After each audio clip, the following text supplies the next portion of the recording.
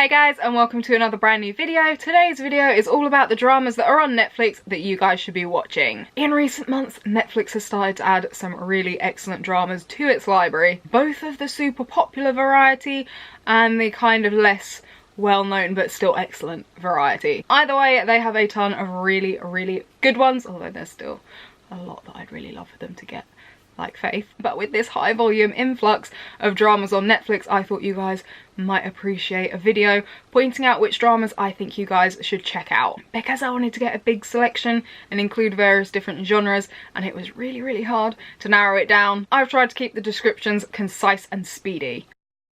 Hwarang, the Poet Warrior Youth. In Hwarang, the Queen Regent has basically hidden her son, who is the king, outside of the capital to keep him safe from assassins, but he is now of age, which means that he can take the throne, and he and the nobles are quite eager for her to cede her power and to put him on the throne. However, the nobles have grown quite powerful thanks to the bone rank system and are eyeing up the throne. So the Queen Regent creates Hwarang, the idea being that they will be loyal to her son and protect him. But unbeknownst to the new recruits, that king is training right alongside them. This is a mix of romance, comedy and action. It also has a nice amount of mystery in it. All about the Hwarang, who are known as the Flowering Knights, who were basically an elite warrior youth back in Silla. It's historical, but it's fun historical. It's a little bit ridiculous.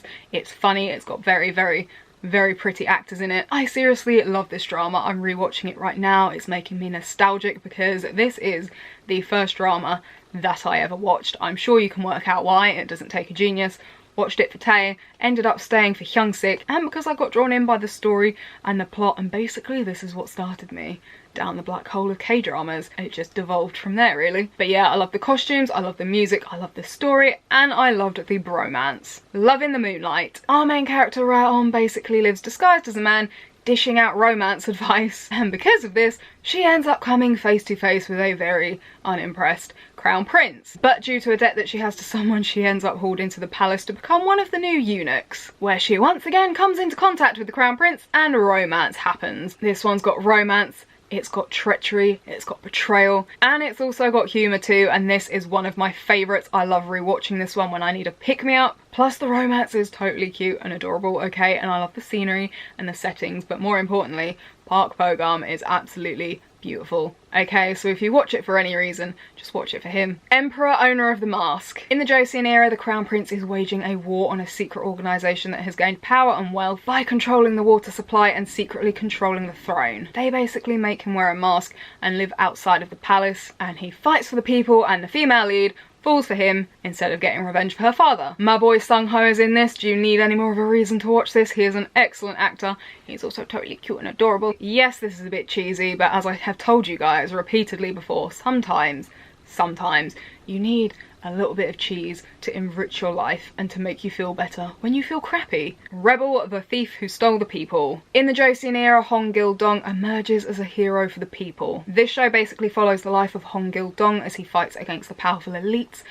Basically, think Korean version of Robin Hood. We've got rebellion, we've got a focus on loyalty and family that's not necessarily blood. There's basically just so much about this drama that is on point, and I also love the main male actor as well, since I saw him pop up in Faith. Six Flying Dragons. This drama basically focuses on the foundation of the Joseon dynasty after the Goryeo dynasty. And we have the ambitions, successes and the conflicts of various different real and fictional people, with a focus on Lee Bang-won, the young prince. There are so many great actors in this drama, okay? And there's lots of different threads to the plot, and I feel like history and fiction merges quite smoothly, and there's plenty of action, so I feel like the long stretch of episodes doesn't feel quite that long. And finally, My Sassy Girl. A cold Joseon scholar rescues a drunk princess and has his life turned upside down as thanks for it because she accuses him of taking something precious from her. This is basically a rom-com with some of the usual treachery and political intrigue, but it's one of the more light-hearted dramas for the most part, and gets a bit more serious at other parts. A couple of others to mention to you guys that I have heard very good things about and that are on my watch list are Mr. Sunshine, Tree with Deep Roots, Samedong and The Kingdom.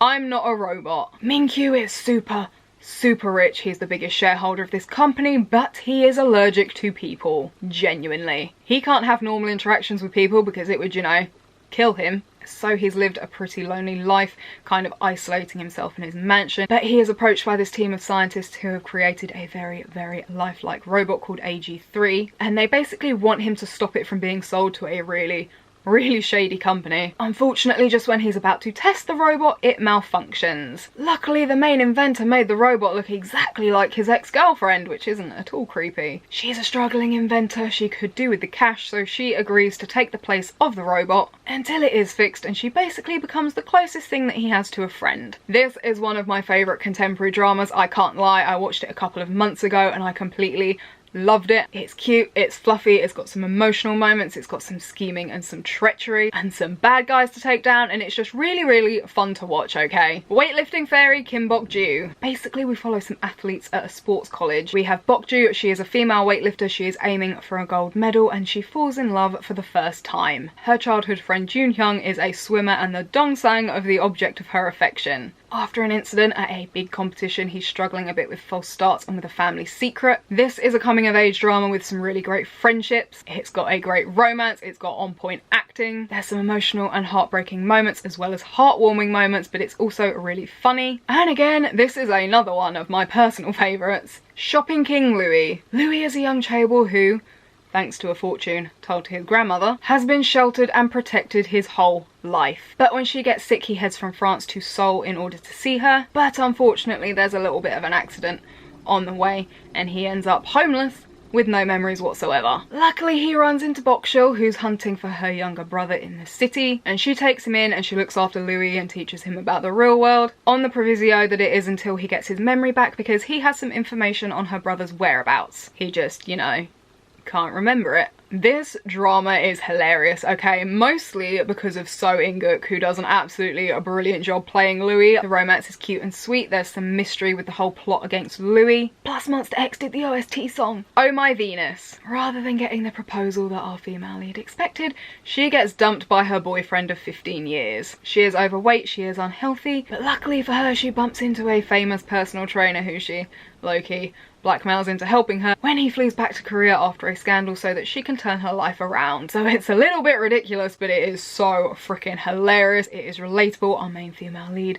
is relatable and it is totally 100% bingeable. I loved the romance. They had really great chemistry. Oh, and it's got Henry in it too. Pinocchio. In-heart is a broadcast journalist with Pinocchio syndrome, meaning that she breaks out into hiccups whenever she tells a lie. We follow In-heart and her fellow newbie reporters. A shabby dresser with a sharp memory, a wealthy heir who's been handed everything, and a fangirl as they pursue justice. Jung-suk always does amazing things with his roles and this is no exception. It is one of the older dramas, but everything about this drama is just beauty inside. A top actress notorious for being a troublemaker and plagued by rumours harbours a major secret. She must change into a different body and a new identity for 1 week every month. She meets the executive of an airline company who suffers from prosopagnosia. That is a mouthful. He's basically suffering from the thing that every K-drama male lead seems to be suffering from this year, where the face thing. So he has the inability to recognise people by faces, and so he remembers personalities instead. This is a cute and funny rom-com that explores the darker side of media and has a cute couple. Unlike My Idea's Gangnam Beauty, this one proves that inner beauty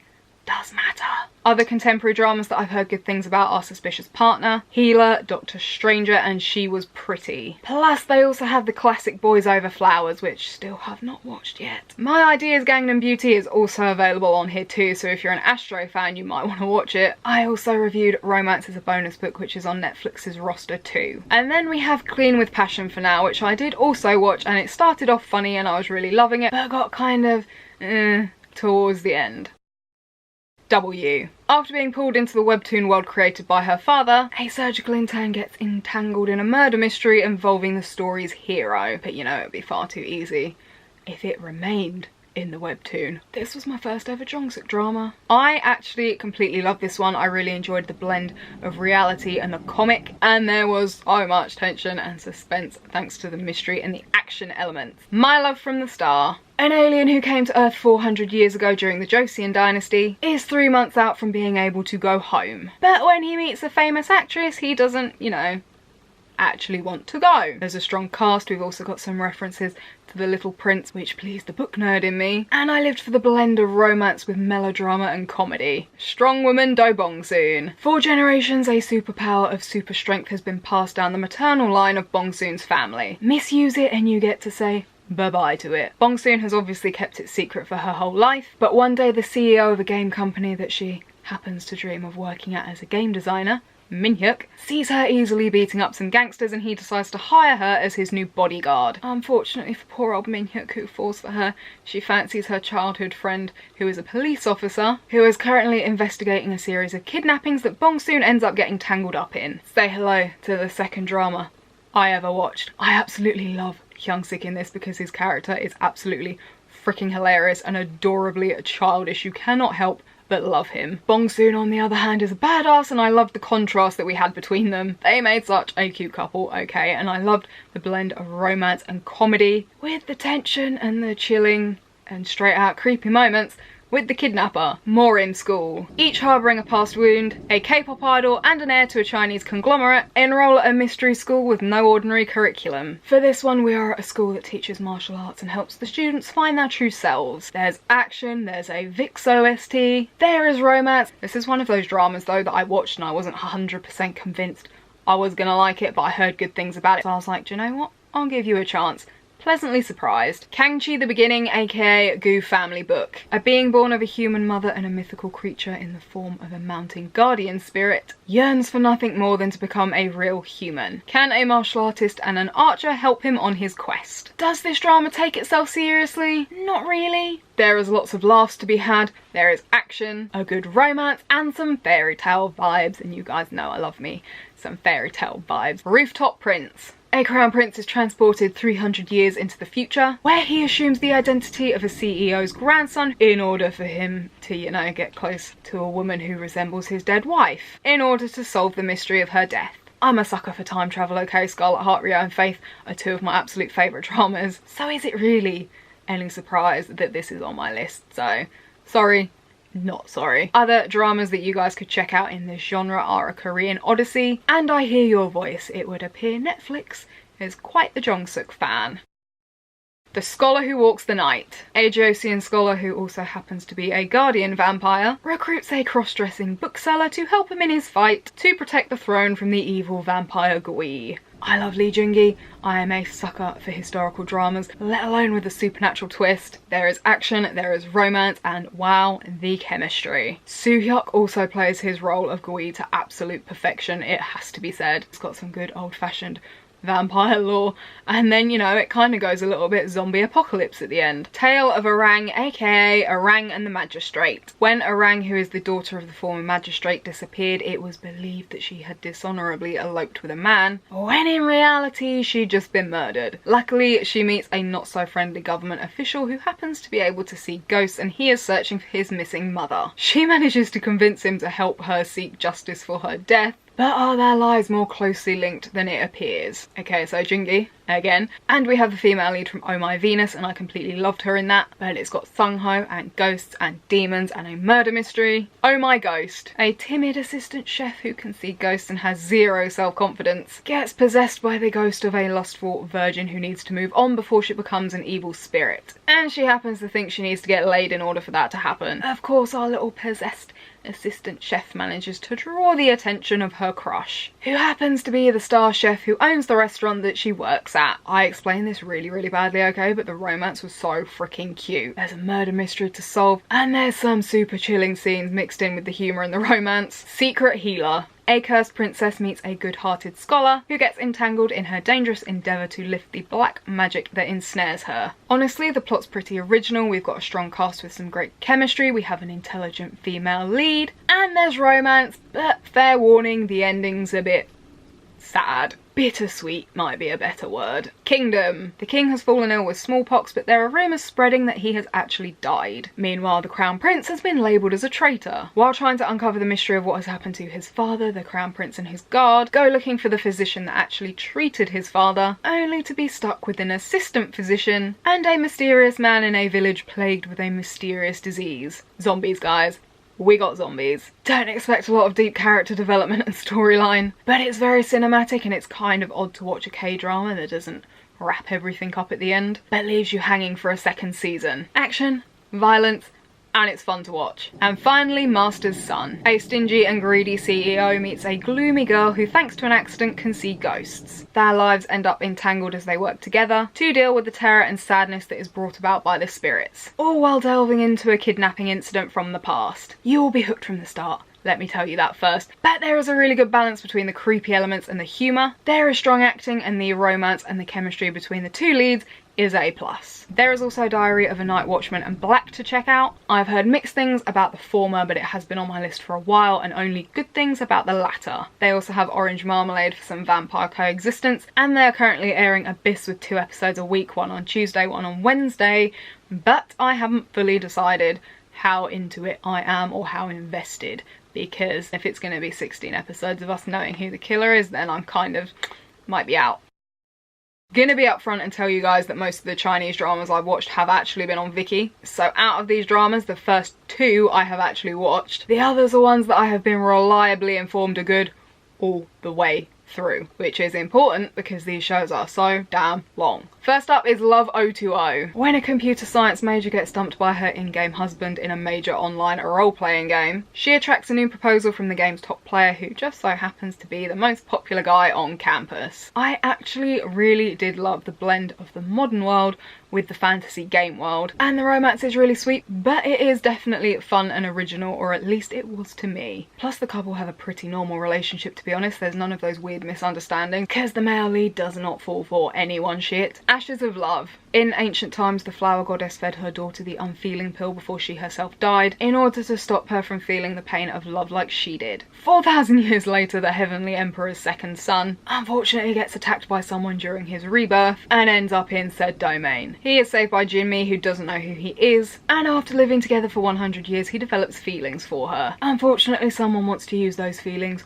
for their own benefit. I'm watching this one right now. I'm not that many episodes into it because I'm watching multiple other dramas at once. I'm loving it so far. It's definitely super imaginative. I have plenty that I am curious about. The characters have already had me cackling and I am shipping them so damn bad. Brace yourselves though, because this sucker is 63 episodes long. Although I'm baffled as to why there is a season 2, like what was not covered in 63 episodes that warrants a season 2. Eternal Love. This is not the Eternal Love that I have already watched, with the female lead being sucked into this fantasy world, which is excellent, by the way. Waiting on season 3. This is the Eternal Love that's known as 10 Miles of Peach Blossoms, or is it 10,000 Miles of Peach Blossoms? There's a 10 in the title and Peach Blossoms, that's all I know. Basically, 2 deities meet and fall in love, and their romance stands the test of 3 lifetimes, each epic in its own right. The more detailed synopsis involves a devastating war, the immortal tribe having to pay a heavy price to seal away the Demon Lord, and him breaking free 7,000 years later. After an attempt to reseal him, our female lead goes to the mortal world. She meets the male lead, falls for him, and forgets her life as a goddess. Pretty major thing to forget, to be honest, and I thought my memory was bad. Unfortunately, someone is jealous. They cause a series of misunderstandings. This one's another commitment at 58 episodes, but it's got romance, and more importantly, it's got a happy ending. Meteor Garden. Dong Shankai is determined to excel at her dream university, which happens to be one of the most prestigious in the country, which only accepts upper class elites, which she is definitely not. There she encounters the F4, an elite clique of wealthy, good-looking, popular high achievers, and finds love, you know, after she becomes friends with them following the prank campaign against her in order to torment her, and she starts to see the good in them. But after that, yay, romance! I have seen so many people talking about this drama and saying it's really, really good, but most importantly, Erin has recommended it to me, so now I'm like, oh, guess I'm gonna have to watch it now. Accidentally in Love.